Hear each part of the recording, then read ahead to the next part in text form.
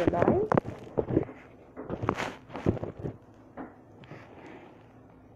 Okay.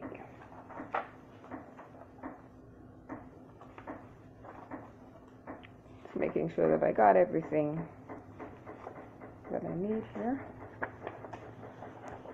All right, so I'm back. It's day 23 of Create with Gina. And for those of you who don't know me, my name is Gina, and I'm the admin of this page, this lupus page called Beating Autoimmunity the Natural Way. Actually, I'm the face behind this particular page. And today we're going to talk about how I used the arts to heal from, not necessarily to heal from, but to kind of depict a couple of spiritual experiences that I went through as a result of illness. I just want to make sure that this is not like leaning. Okay, so it's going to be a little bit of a tough discussion, so this is probably not one that you may want your children to watch. If you do have kids that are with you, you might want to have them, go off and do something else, play with something else. I'm not going to talk about anything really gory, but it's a tough topic to discuss. So you might want to think about whether you want your kids to watch this or not. Or if you don't want to watch it live right now, then of course it's going to be recorded, so you can always come back at a later time and watch the recording if you don't want to watch the live right now. But basically what I'm going to be talking about are two different experiences that I had shortly after I was diagnosed with lupus, and how I sort of used art to navigate through those experiences. About 2 or 3 years ago, I did 101 days where I created a piece of artwork every day for 101 days. And what I'll do is I will post that link. I did a few videos, and I did an article that has everything in there. So I will post that link, and you can go through and kind of see the artwork that I created as a result of that particular challenge that I had set for myself. But in a previous post announcing this live, I put 2 pictures of artwork that I did. One of them looks like like an angel, and the other one I'll explain in a little while, because I think it's a little bit more difficult to understand just by looking at it. But once you hear the story and then you look at it again, you'll see exactly. It'll make more sense to you. Let's put it that way. All right, so talking about using arts to heal and to navigate through spiritual experiences. First one I want to talk about is the angel painting. I was diagnosed with lupus about 8 years ago now, 8 or 9 years ago. And I remember the first year that I was diagnosed, it was in the first year that I was diagnosed, I had an experience that kind of blew my mind. I was in my backyard, and to kind of set things up, when most lupus patients have, I wouldn't say an allergic reaction to the sun, but it's not wise for them to be in the sun for extended periods of time, because you tend to burn a lot easier if you've been diagnosed with lupus, and especially if you have discoid lupus, which is lupus of the skin. So on this particular day, I'm in my garden in my backyard. I have on a long sleeve shirt. I've got long pants on. I'm well covered. I have a wide brimmed thatch hat on as well. And I'm working in a vegetable garden where I think at the time I had like Brussels sprouts and a few other things. And I was just there tending to the soil and just making sure everything was good, pulling out weeds, that sort of thing. When all of a sudden, I'm looking down at the ground, but all of a sudden a particular spot just lit up. It got really, really bright.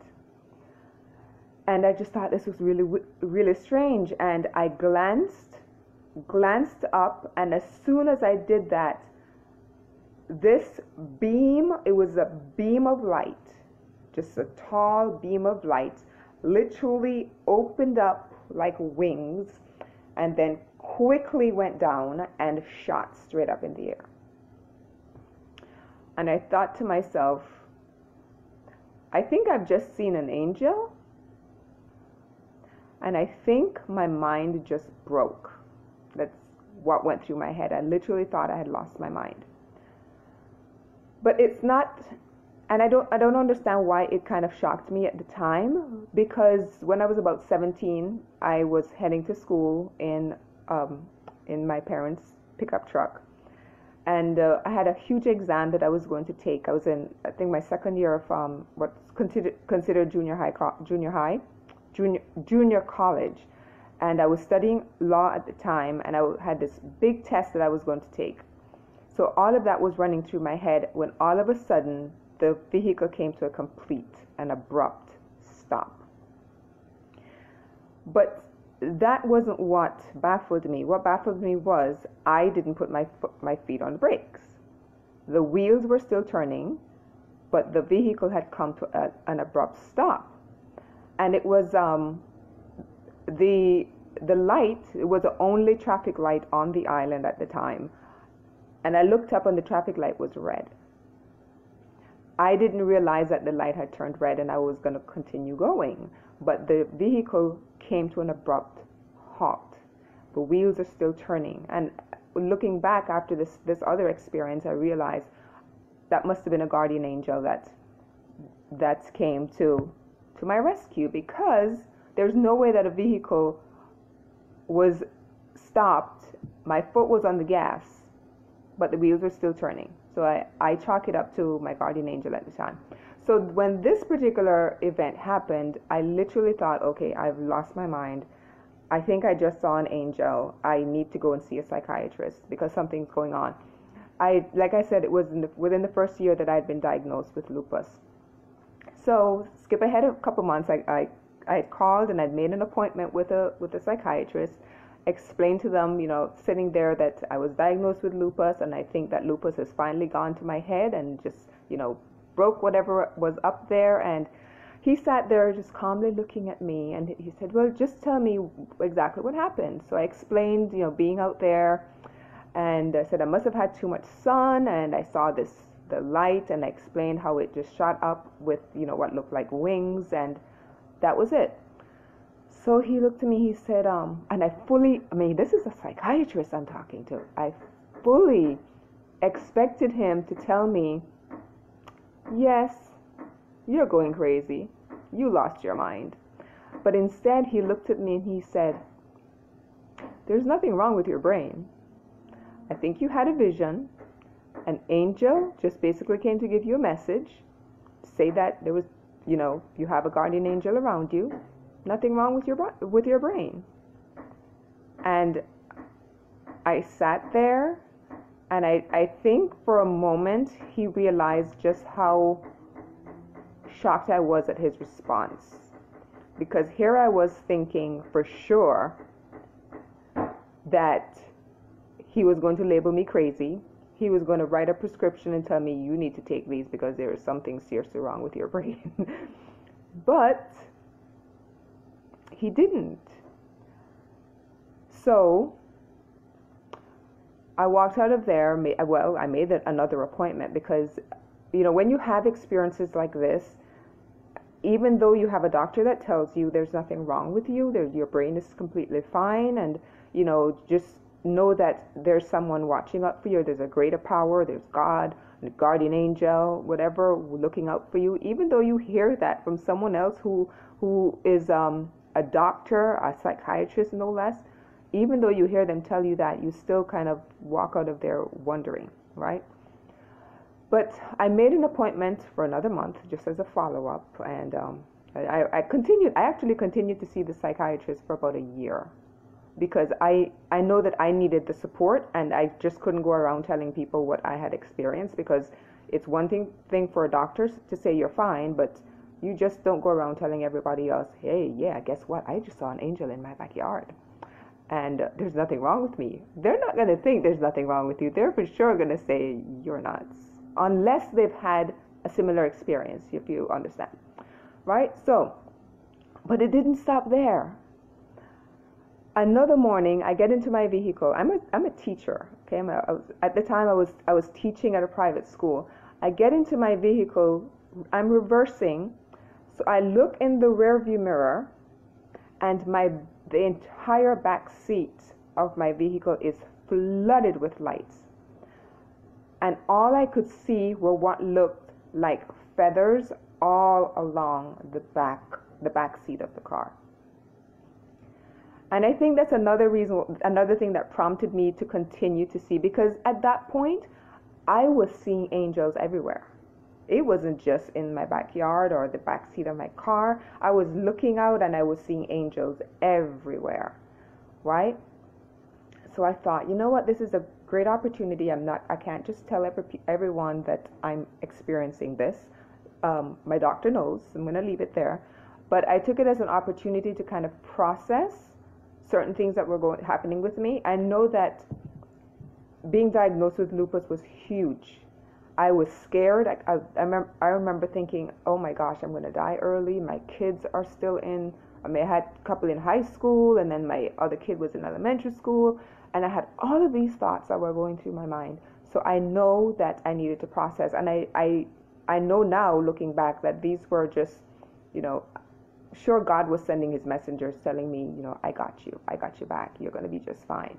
But at the time that I was going through this, it was really hard, knowing that my kids were at an age that they still needed their mama. I mean, I don't think kids ever get over needing their mama, right? They're older now. They're in their 20s. I've got a granddaughter, But at the time, I was really, really scared. And I used that as an opportunity I use art as an opportunity to kind of process. So one of the paintings I did actually depicted the angel with its wings as it's going up into the heavens, and I'm going to post it below. I did post it in the previous post where I announced that I was coming live, but I'll post it below for you so that you're able to see. I'm going to move on to another experience that I had, which is a little tougher, but it all stems from my lupus diagnosis as well, and symptoms that I was having. For the longest time, and this is the part that I said, you may not want to have kids around. For the longest time, for as long as I can remember, I had an issue with anemia. I was diagnosed with the sickle cell trait when I was, I think, 16, that was when I found out. But I'm sure I had it my entire life. And then throughout my life, I had issues with anemia. And it got worse. I was diagnosed with pernicious anemia, I think about 8 years ago or 9 years ago, around the same time that I got diagnosed with lupus. But from then on, the anemia just gradually got worse until I ended up having to have iron infusions. And I think I had iron infusions for I think about 3 months, with a couple weeks break in between.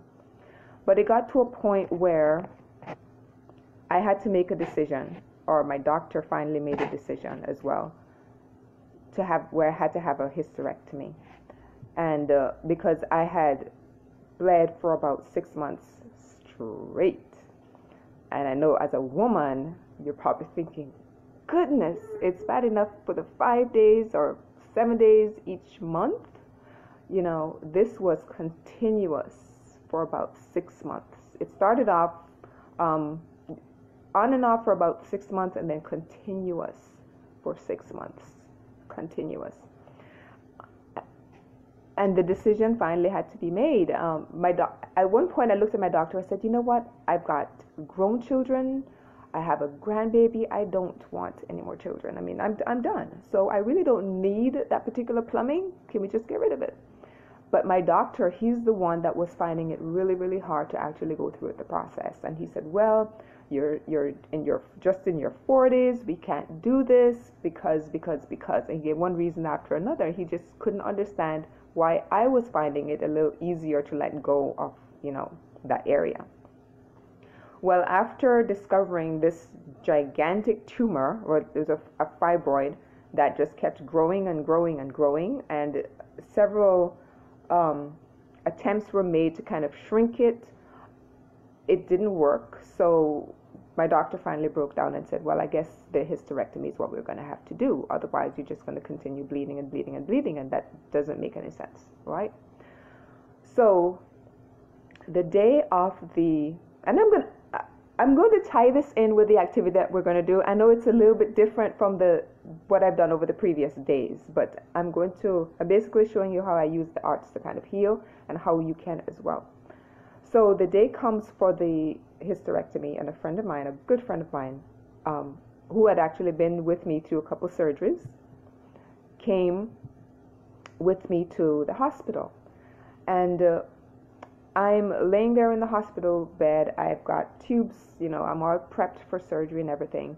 And we're just kind of chit-chatting while I await my turn in the OR, basically.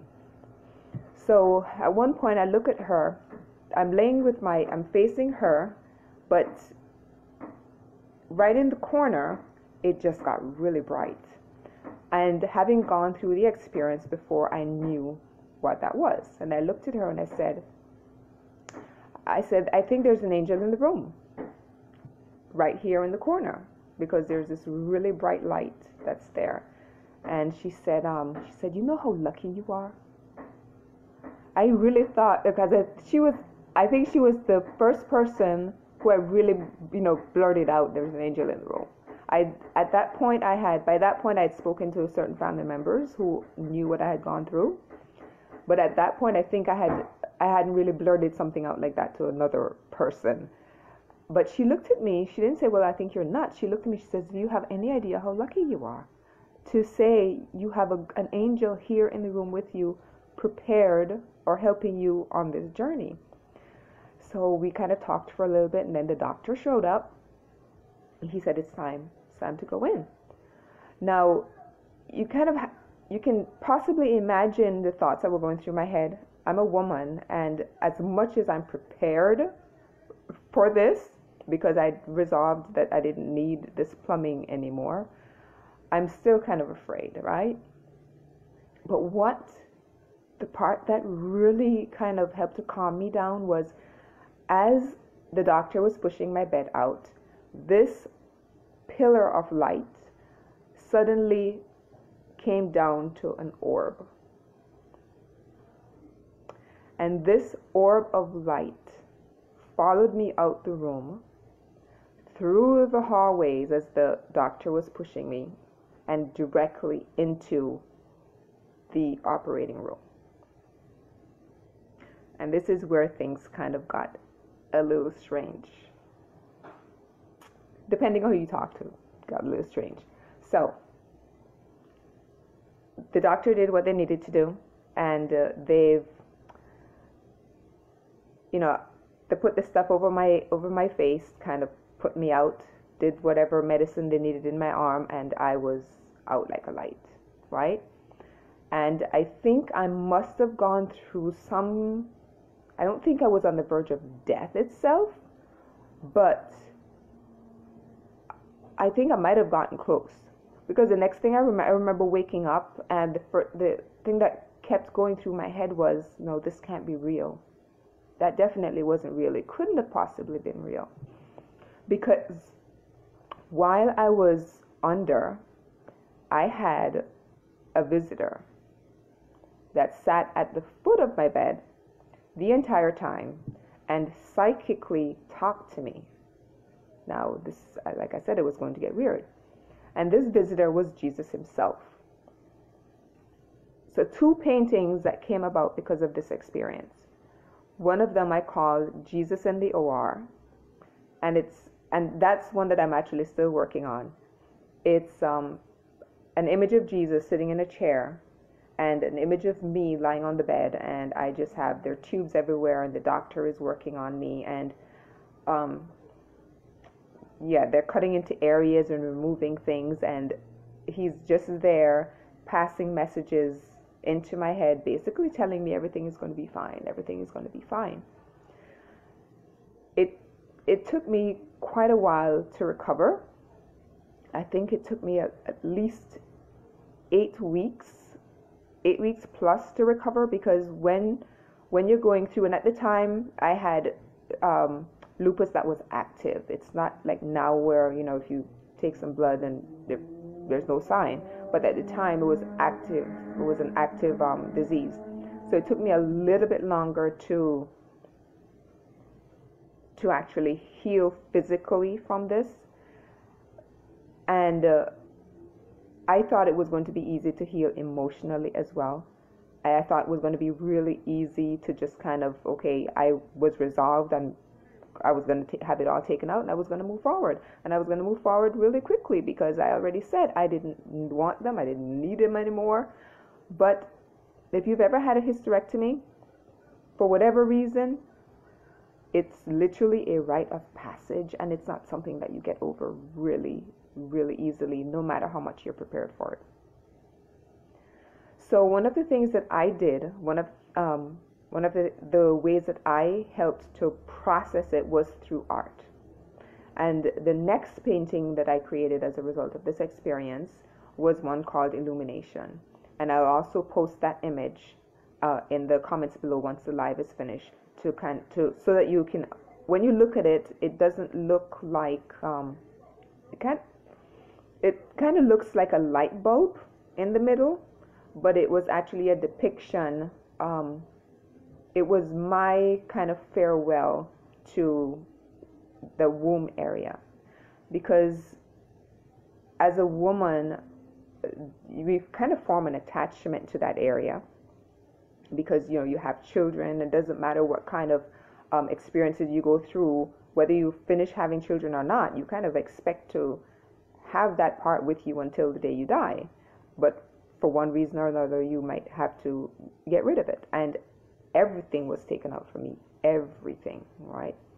And I didn't realize just how much it affects you emotionally after it's gone. Because like I said, I thought I had resolved everything around that. So during this whole painting, and I'm going to share the painting with you, like I said, I gave myself permission to process everything relating to that particular area. Anything that I'd done in the past that might have hurt me, might have hurt other people relating to that area, I had to process it. I cried over it. I allowed myself to get angry, because I realized that these are emotions. Even though that area was not there anymore, the emotions relating to it still were, because the emotions aren't tied up on a physical organ and then you remove the organ and it's gone. So I emotionally had to work through all of those feelings, all of those emotions, and give myself permission to process everything and give myself permission to move forward. It literally took, I want to say maybe 2 years, and the painting itself, I think, also took me about 2 years to complete, because it was a process. It wasn't one of those moments where I could just say, okay, give me a piece of canvas, I'm going to do this painting, and it was all done. It was something that I had to process through for a long time. It wasn't an overnight, right? So if you've been through any kind of traumatic experiences, and that would be considered a trauma, using the arts to heal is very, very therapeutic. It's very, very healing. And that is one of the ways that I have used the arts in my life, was to kind of process through different things that I'd been through, whether it was related to illness or something else. So I think I might have given you a picture of a body. Let me find the drawing that I wanted you to print. And you're not going to be able to do it like right now. I don't want you to do it right now because this is going to be a process that you're going to walk through. I'm going to show you. I want you to find an image that looks like this. Just looks like a body. You want to have two. One for your before. I want you to have one for the after. And what you're going to do, having heard kind of how what I worked through, the one that I did was related to one part of the body. But you can also use this for, I don't want to say quick, because there's nothing quick about it. But if there's a particular thing that you might be experiencing, I know right now it's a challenging time. There's a lot of stress that you might be going through. This would be a really good activity to kind of help to process. And I'm going to explain to you what you're going to do. It's in the shape of a body, because what you're going to do is you're literally going to start from your head, and you're going to pay attention to your head all the way down to your feet and see what messages your body is trying to tell you. If you're experiencing a headache, whether it's mild or not, I want you to find out how you, and that's going to go on the before. So you're going to find ways or colors that you're going to depict that headache that you might be experiencing. You could use things like maybe lightning bolts to depict the headache. If maybe you're feeling kind of stuffy up here, you could use colors to fill in that area to show maybe you're feeling kind of stuffy. Maybe you're feeling kind of angry, so your entire head could be colored red. Let your body talk to you for a moment, and just really pay attention to it. Acknowledge whatever it is it's trying to tell you, it's trying to show you. Once you've gotten that section down on your drawing, and right now we're working on the before, right? Once you've gotten that section down on your drawing, move on to the shoulders. What are you feeling in your shoulders? Are you tense? Are you really tight in here? Maybe you could depict that using maybe knots. Maybe just drawing some knots on the shoulder part of your drawing. Maybe move down to your arms. How are your arms feeling?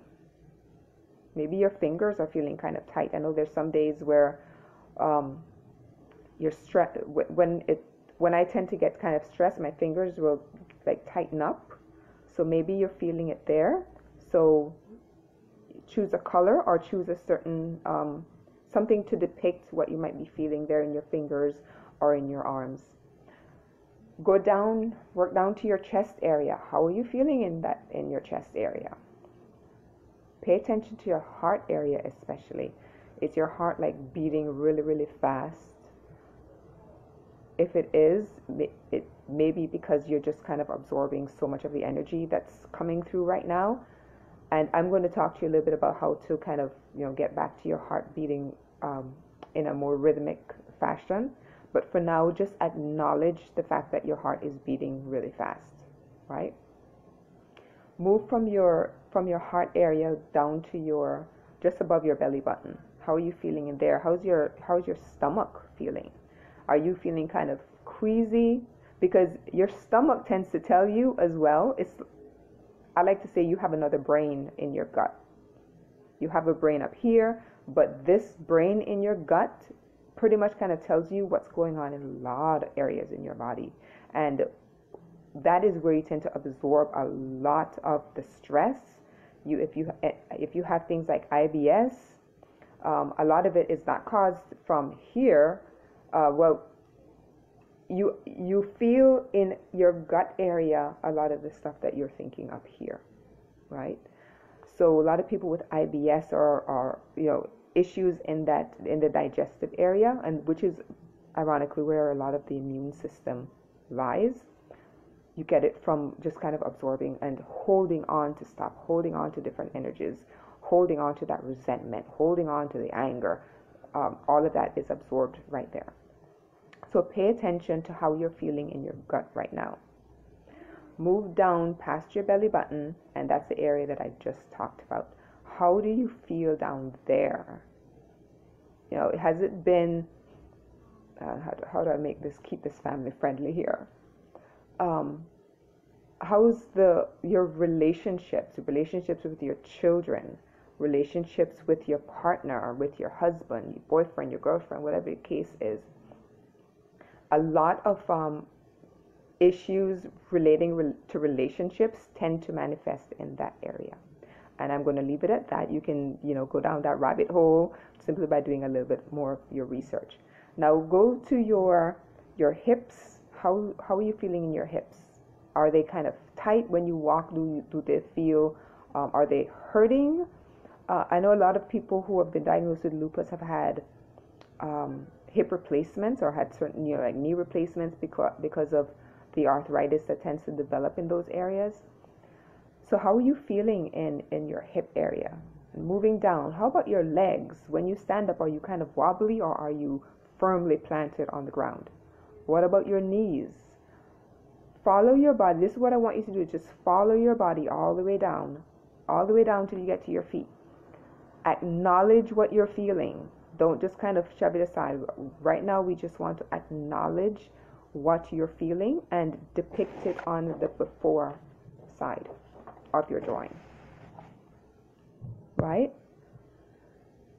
And once you have gotten to that point where you've acknowledged everything that your body has told you that is happening right now, I want you to flip over to the after. And we're going to start over. How do you want to be feeling?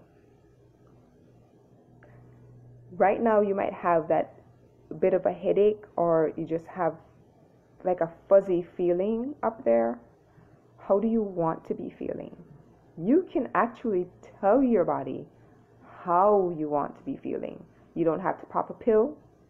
And this is one of the things I talk about in the program that I've been writing is you have the power to tell your body, to go within to your body and say, this is how I want to be feeling.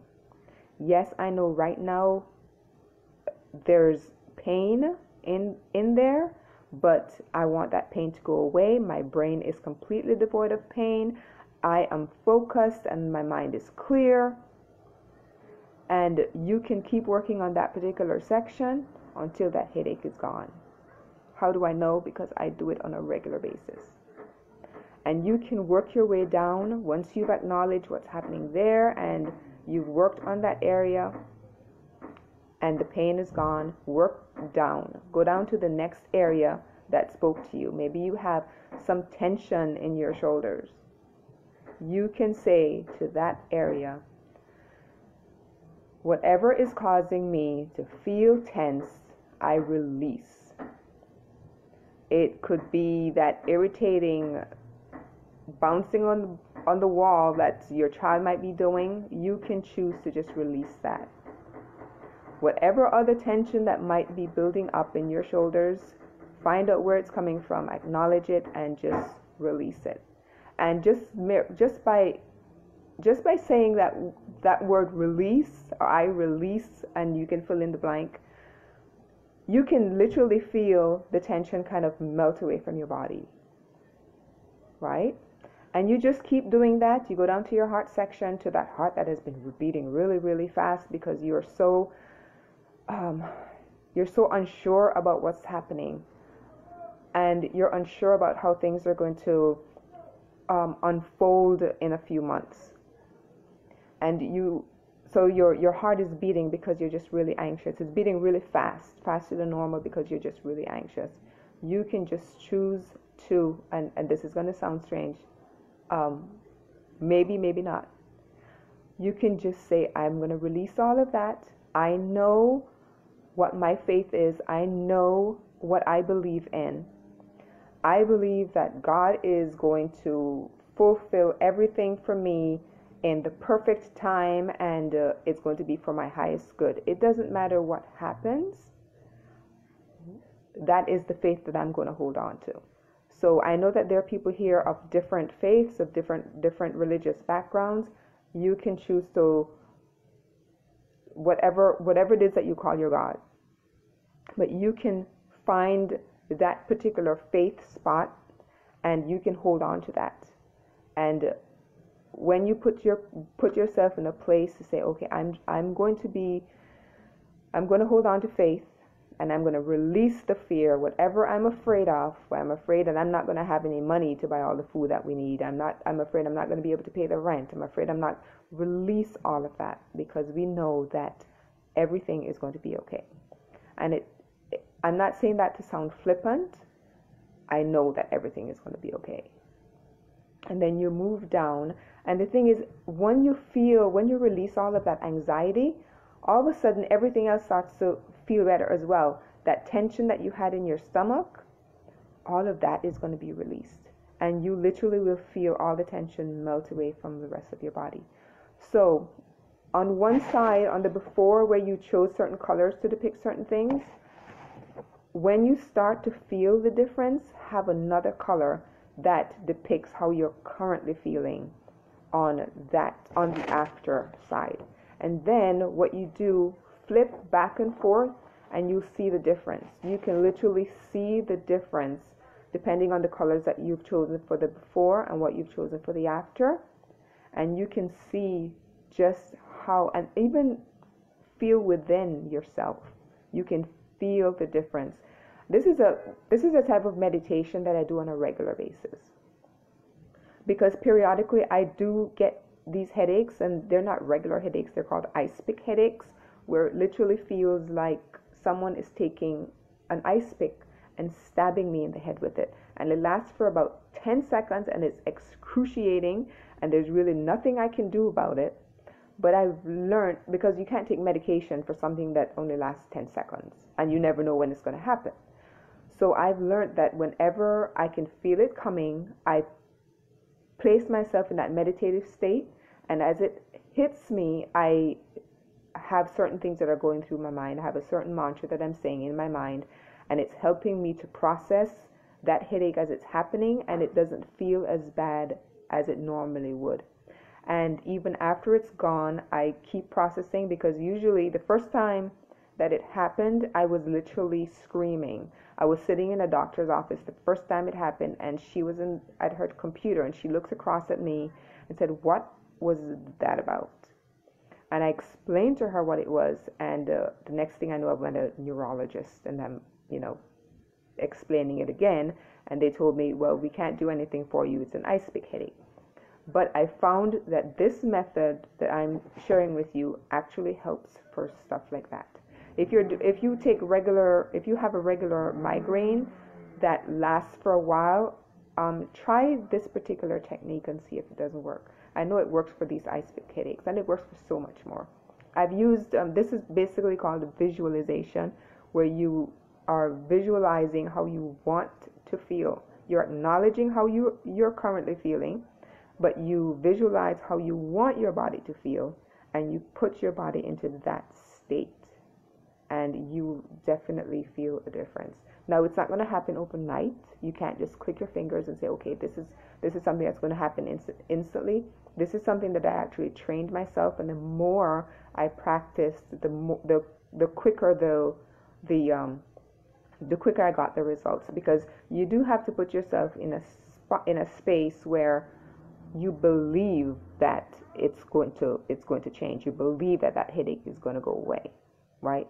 Now, I'm going to put in a caveat here. If you're experiencing excruciating pain, and you're not sure whether it's just from a regular headache, and you've never had this thing checked out, please see a doctor. I know that these are just headaches because I've had the MRI done. There's no tumors up there. There's nothing else really going on. So I know that it's just an ice pick headache. But if you're experiencing these for the first time, and you haven't had any kind of testing done to rule out something that could possibly be major, then please do go see a doctor, okay? But if with all of that aside, I know that there's nothing major going on up there, but when I do get these headaches, I can use the visualization and put myself back into what's called that homeostasis, where what I want my body to feel like. All right. Okay, so that is what you're going to do. That's the activity that you're going to do.